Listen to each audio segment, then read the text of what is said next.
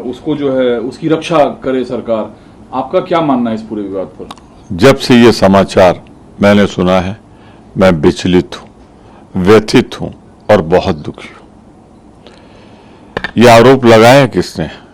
NDA Bhajpa के सहयोगी दल तेलुगु देशम ने, उसके मुख्यमंत्री ने, कि उसमें बीफ सहित तमाम ऐसी चीजें हैं जो फैटी, एनिमल फैटी के रूप में जानी जाती हैं। और लगाया किस पर है? जो दूसरा भारतीय जनता पार्टी को, जिसको सहयोगी दल के रूप में हमने देखा है राज्यसभा और लोकसभा में, और ये दोनों दल भाजपा के करीब रहे हैं। भाजपा की केंद्र में सरकार लगातार रही है 10 साल से। कहां था इनका इंटेलिजेंस? कहां था इनका जो इनपुट?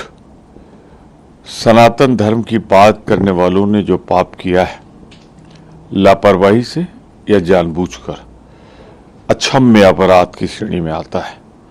इसके लिए कोई इन्हें माफ नहीं करेगा। मैं भाजपा, तेलुगु देशम और जगन रेड्डी की पार्टी तीनों को दोषी मानता हूं।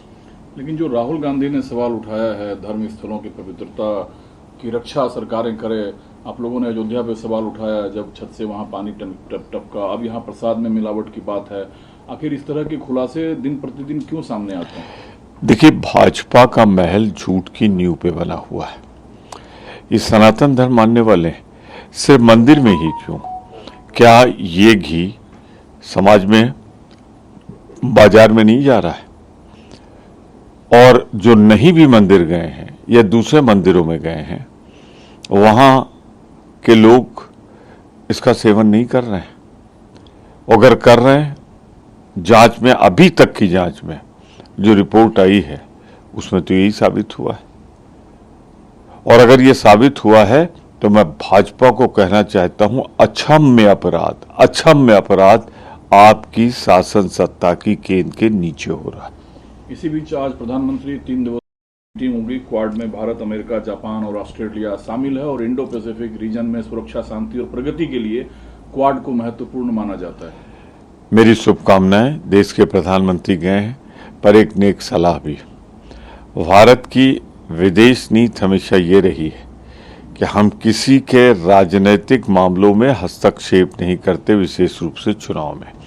मुझे याद आ रहा है पिछला चुनाव, जब मोदी जी ने जाके वहां एक कार्यक्रम बुलाया और नारा लगाया, अगली सरकार ट्रंप सरकार। वो हमारी स्थापित विदेश नीति से जबरदस्त भटकाव था।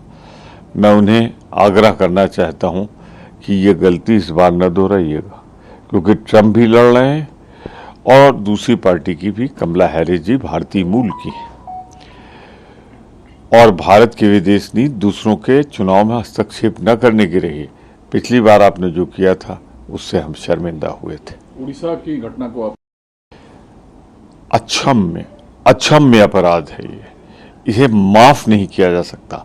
जो वीर जवान, जो सेना के लोग अपने प्राणों को खतरे में डालकर देश की सीमाओं की सुरक्षा करते हैं, उसकी मंगेतर के साथ और उसके साथ जिस तरह का दुर्व्यवहार हुआ है, भाजपा की सरकार ने एक फिर ऐसा कारनामा किया है जिससे हमारा सर शर्म से झुक गया है। और आपने क्या किया है?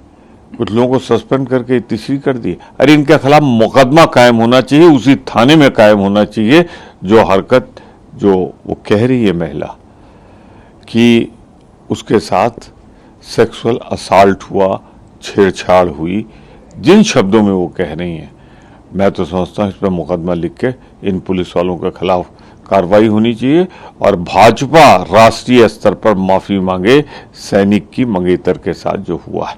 दूसरा सर, वयोवृद्ध और अस्वस्थ चल रहे लालू यादव के खिलाफ सीबीआई को कोर्ट से जॉब के बदले जमीन घोटाले में जो है पर्चा दाखिल करने का परमिशन मिल गया है। भारतीय जनता पार्टी के फ्रंटल ऑर्गेनाइजेशन सीबीआई, ईडी, या न तो उम्र देखते हैं, न व्यक्ति का राजनीतिक कद। बस अगर वो उनका विरोधी है और लालू जी मुखर विरोधी हैं भारतीय जनता पार्टी की नीतियों के, तो दाखिल हो गया है। मुझे पूरा उम्मीद है कि कोर्ट से उनके पक्ष में फैसला आएगा और कम से कम सच आएगा। क्या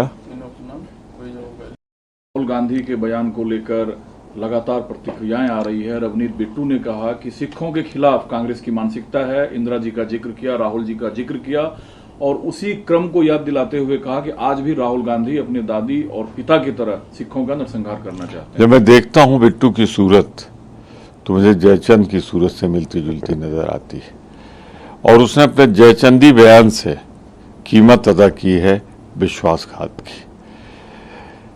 मैं इससे कहना चाहता हूं कि बिना समझे भारत सरकार का एक मंत्री राहुल गांधी जी जो नेता विरोधी दल है उनको आतंकवादी नंबर 1 कहेगा। और ये नहीं, ये सिलसिला चलता जा रहा है। संजय गायकवाड़ हैं, ये एमएलए हैं शिंदे ग्रुप के, भाजपा के एमबीए के, एनडीए के पार्टनर हैं।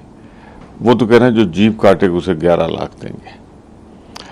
तवेंद्र सिंह मारवा दादी का हस्र याद दिला रहा है और रघुराज सिंह यूपी के मिनिस्टर वो भी उसी सुर में तो भाजपा की जो ये ऑर्केस्ट्रा बज रही है, विशेष रूप से जब एक आदमी मोदी सरकार में मंत्री है उसका ना खंडन करना ना उसे मंत्रिपरिषद से निष्कासित करना साफ दर्शाता है कि ये कुल जो हो रहा है वो प्रधानमंत्री की जानकारी के साथ उनके संकेत पर हो रहा है। उन्हें माफी मांगनी चाहिए। सर एक सवाल और लेना चाहूंगा। आप लोग लगातार ये कहते हैं कि अगर घुसपैठिए भारत में है तो जिम्मेदार केंद्र की सरकार है, जो कि सीमा सुरक्षा केंद्र के पास है।